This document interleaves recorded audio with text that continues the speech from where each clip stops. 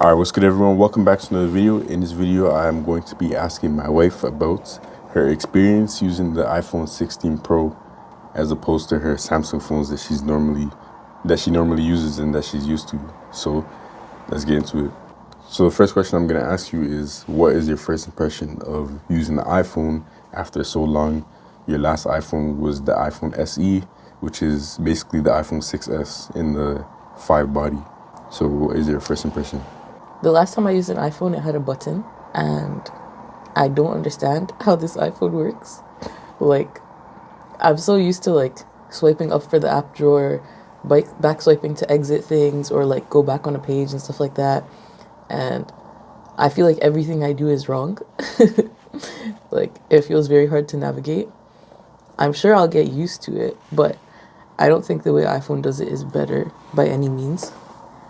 And yeah, it's so strange. Why all the apps are on every page, but then you scroll to the very end on the right, and then you have your app drawer. What?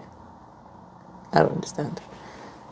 Okay, so you're saying it's confusing to use. Have you used the camera at all? No, I don't think so.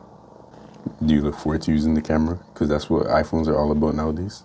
I mean, I've seen you take photos, and I don't think they're any better.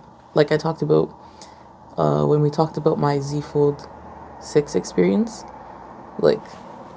It's just decent. It's okay. A lot of times the photos are just as blurry or blown out or this and that. You have to take 10 photos to get a good photo. But I feel like that with every smartphone I've tried recently. So it's gonna post on social media and look just fine. So how has your general usage experience been so far? Are there any things that you miss from your Samsung phones? I mean, I already kind of said, I miss the gestures. I miss things just making sense. And also, something I don't understand is, why do developers make, entirely different apps for Android versus iPhone? Maybe they have two separate teams working on it, but, just the overall design and stuff like that, or the mechanics of it, I don't understand. So, two examples is, a game I play, this Sudoku app. Why is it completely different? There's no correlation between them. You can log in, hello, sir. You use the same login for Android and iPhone, but it has completely different events. It has completely different, almost a completely different game, to be honest. I don't understand why they would market it as the same exact game, or under the same exact name by the same developer and everything, but it's a completely different game. It's a completely different app, basically. It's just so strange. And then another example is the YouTube app. Why is that a two-handed app? I'll show you right now. When I go to, let's say I go to Jamal's profile, I want to watch a video. So I click his profile, and then on Android, this is where the subscribe is, and then right here will be sir. Right here will be home, videos, playlists, shorts, whatever, right here. So I can just, with one hand, click what I want to click. On this, it's just suggested videos. And then if you want to choose something else, you have to go to the very top. My hand cannot reach the very top. Well, it looks like it can right now, but it's so uncomfortable. My hand is completely stretched out. And then okay, maybe, yeah, I can do it, but I'm probably going to drop the phone. So what about one hand mode? What he literally, when I was explaining this issue to him, that it doesn't make sense, why are the buttons so high? He was like, oh, just use one hand mode. And he did that, he did the swipe down, and then when I went back up, the video that was playing stopped playing. Why? Because, it does accidental touches when you do one hand mode. When you do one hand mode, it should just automatically not touch anything on the screen when you're doing that action. But it always does. It always does. And it doesn't make sense. So why would you say that that's the workaround? Jamal doesn't think that's a workaround, but people will fight him and say, oh, just do one hand mode, bro. It's not that serious. It is that serious, because why is my video exiting? I didn't want to exit my video. I just wanted to see what other videos were on his channel to see if I want to watch something else next. Does that make sense? They're going to say it's a skill issue. It's a skill issue? My phone getting mistapped is a skill issue? That doesn't make sense. Come on. Because in that action, Oh my gosh. I guess it's a skill issue. I guess it's a skill issue. How do I even go back? How do I exit out of this? How do I get out of that? Yeah, a lot of what you're gonna There's no X, so how do I get out of it? what you're gonna experience on iPhone is a lot of navigation is like you're at mercy of the developer basically. So most of the apps on iPhone, you gotta press like the top. Oh my gosh, and then it goes into one hand mode. You gotta press the top of the screen, like to exit. You see the X right here. A lot of apps have like an arrow at the top left or right or whatever. Top left to go back. You can't just use a universal back swipe or back gesture. But like what I just entered too is like it's the adding button for YouTube, like to add a video. If you accidentally click that button on Android, you can just backswipe and get out of it. On Apple, he had to just accept or decline like 2 different security features. What are they called? The agreements. Yeah, the agreements to like let it use your camera and your phone and your whatever it's called. I don't know. I didn't read them, but he had to accept or decline 2 of those, and then wait for the X button to load before you could get out of that circumstance. That's so annoying and stupid. What? That literally doesn't make sense. You're gonna tell me that makes sense? Come on. Yeah. So sounds like your iPhone experience is gonna be a hard one. Yeah, I mean, I'm sure I'll get used to it. I'm sure by next week it won't be that bad and like things won't be as confusing. But overall, at this point, it's just like inconvenient and like I don't understand. And I know a lot of people, they might look at you and be like, oh, this and that, whatever.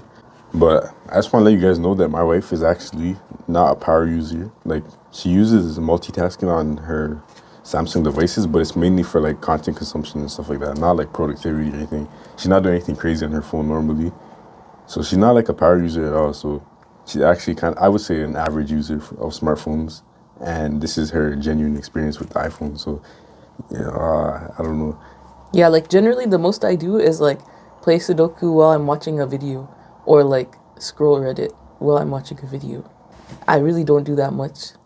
And I can't even do those things on this phone, so that's going to be disappointing. But I'll get over it. So, with all that being said, do you think you'll miss features like split screen and floating windows and stuff like that? Yeah, already like 6 times. I've literally been up for like 30 minutes and like 6 times already I tried to go into split screen for like different things. Like I was trying to text my mom while I was watching a video. I was trying to, I don't know, like just stuff like that since I woke up. And every time I'm like, damn, gotta exit the app. That's crazy. It's actually funny. So I know it's been a short amount of time, but do you see any benefits for like the way that the iPhone is and like how quote unquote simple it is? No. I mean, like I said, maybe it's just confusing coming straight from using gestures on Android and like just not being used to like the way that iPhone does it. Because I guess it is gestures on iPhone, but it's just completely different. And I don't understand how it's easier. It just feels so unintuitive. Like, if I swipe up, I should be... Well, I guess, like, swiping up does kind of exit apps, but I don't know. It's just so strange. If I swipe up, I feel like I should be able to see my apps when I'm on the home screen. If I swipe left or right, I feel like I should be able to exit, like, go back on pages or exit things. Like, it just makes sense to me. Like, that's what those functions should do. So, I don't understand how the way... Apple does it would be any easier. It's harder, like I just told you. If you enter that random thing on YouTube, you can easily just swipe out of it. But if you enter it on Apple, you have to press buttons and wait for the X to come for you to finally be able to exit it, and that's just like, it just doesn't make sense. I don't understand how like a parent or a grandparent, if you buy them this phone for the first time, they're gonna be like, yeah, I understand. This is easy. At least on the Samsung, if they're really clueless about technology, you can put the little buttons and then they know, okay, if I press this button, it's always going to go back. This one is always going to pull up my apps. This one is always going to do whatever the third one does. I don't even know because I don't use buttons because I also think that they're unnecessary and take up the screen for no reason. But that is so much, like the functionality of that is just so much easier. You know what you're going to get when you press a button. You know what you're going to get with the Samsung gestures. For iPhone, you don't know what you're going to get when you do the back swipe on the left. You don't like... Yeah. my grandmother-in-law, she uses Pixel phones, like Android phones mainly. And like for her, she is so fed up with technology. She's tired of it. She's kind of annoyed that the world is moving in the direction where technology is so dominant, and you gotta learn smartphones, you gotta learn computers, this and that. She has the basic skills. She used computers growing up, and like as a professional in the workforce or whatever. But like the move on like mobile technology, she's kind of annoyed with it. She doesn't like it. So like with that being said, if she did not use an Android phone, she would be like super. I could see her being so pissed off using the iPhone because like she would be like, "How does it work? Why does it not function?" Like literally having the three buttons at the bottom on Android is perfect for her because I've heard her say this out loud, like thinking to herself. She'll be like, "Okay, this one is back, this one is home, and this one is see my open apps." Like she was like tell her brain that like this is how the buttons work. She's not even talking to anyone. I just hear her saying that. Like so, if she didn't have those three buttons, I could definitely see her getting confused. And even just like the way that like Gabriella was saying in apps, how they don't like there's no like universal backswipe, right? So if she goes into something by accident on an iPhone, she's not gonna be able to just back out of it. Whereas on Android, if she goes into something by accident, she can just press the little triangle button because she knows this one is back. So, so like Android is already that more accessible for my grandmother-in-law. And it's kind of funny. She's an elderly woman, right? So, and she, like, I can already see how, like, the quality of life for certain things on Android is just easier. Like, not even, like, talking about customization and this and that, all the things that Android users talk about, but just, like, on a core navigational level, like, the Android operating system just already offers solutions that you can set up for an elderly person to navigate their phone way easier than on an iPhone. It's tragic too because like my grandma always wanted to try iPhone, and back when it had a button, I would always tell my mom to let her get an iPhone. She's honestly not that old. She's not that bad with technology. She is getting older. Her head hurts her. So nowadays, without the button on it, there's no way she would be able to figure it out. If it's frustrating me, she wouldn't even last the whole day. Like she would just get rid of it before the end of the day happens because it is so like confusing. She's gonna say, Gabby, I'm trying to do the thing and I back out. Yeah. But like if it had the button, I think she would at least be able to figure out some basic functions like getting out of things and stuff like that. And if she had gotten an iPhone then, and then once it transitioned to away from the button, it would have been game over for her. GG. Like she would have been so frustrated and confused because it's just so different. I don't know. Come back to me in a week and I'll let you know if I think it's actually an improvement and a colossal change and amazing. But I doubt it. So, with all that being said again, what do you have to say to the inevitable people who are gonna say, just use an Android, bro? Why are you using the iPhone? It's not for you. What do you have to say to that? Do you want to buy me an Android? Because that's where I'm at in life. We have the iPhone. I'm gonna use the iPhone. Yeah, I'm actually challenging her to use iPhone. So you're gonna see the other video where it's more like a storytelling video and just tracking her progress. So check back in. Make sure you subscribe so you can see how Gabriella is living with the iPhone and her experience over a longer duration of time. But as of right now, this is her first impression of using the iPhone. Oh yeah, what about the dynamic island? The dynamic island, I haven't used it at all yet. I've seen that like you could play music and videos and like it's there, I think. Like you can pause and play it from the dynamic island. And I'm not sure that I'll use that. Honestly, now that I'm thinking about it, it's barely going to impact you at all because it will only work for Spotify. You don't have YouTube Premium, so it's not going to go up to the dynamic island. So it's really just Spotify. True. And then timers and stuff. Does YouTube play in a pop-out window when you don't have YouTube Premium on iPhone? No. Honestly, that kind of annoys me on Samsung because I don't like when I try to leave the YouTube app and then suddenly it's playing on my screen while I'm like responding to messages and stuff like that. Like, I don't understand why it does it when I don't pay for premium. Well, I'm pretty sure that's a glitch. It's not supposed to happen on either phone. True. Well, YouTube, please fix that because it's annoying. I don't pay for that feature, and I don't want that feature. I mean, you could turn it off in settings Where? in the YouTube app. But like, why do I have to go to turn it off in settings? Why can't it just function how it's supposed to function? Yeah, I don't know. It shouldn't happen when you don't have YouTube Premium. Yeah. Why can't it just function how it's supposed to function? I don't know. Although you can do pop-up window on Samsung, but that's not what you're doing when it happens to you. Yeah, no. I'm just leaving the app and then it pops up.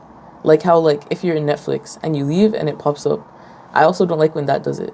But I know that, like, that's a feature. And, yeah.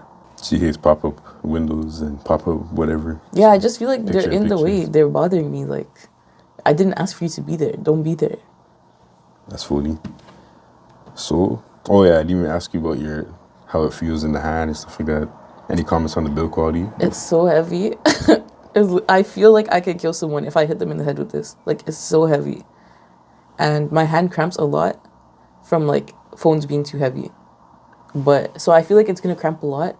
If I remember to use, you probably saw if you watched Jamal's videos, but he has this magnetic, like, stand thing that you can use as, like, a ring holder. If I use that, that is amazing. It takes off all the pressure from my hand. So I feel like that would be nice. But otherwise, if I just have the phone, my hand is destroyed. I'm going to get carpal tunnel from this phone. Yeah, it's kind of interesting because I feel like the Pro, I feel like this case can't make it that heavy, but like the Pro Max feels lighter than the Pro for some reason. I don't understand. Maybe it's the weight distribution or something like that, but Yeah, this definitely feels heavier. if the smaller Pro is more condensed or something like that, like condensed milk. But anyways, I guess that is Gabrielle's first impressions. Let us know what your thoughts in the comments below. And you know, if you feel like she's a hater, and Apple hater, iPhone hater, then tell us in the comments your furious opinions about what she was saying. And yeah, just make sure to subscribe so you don't miss the update videos on how it's going. And just a lot more content on the way. So we out. Peace.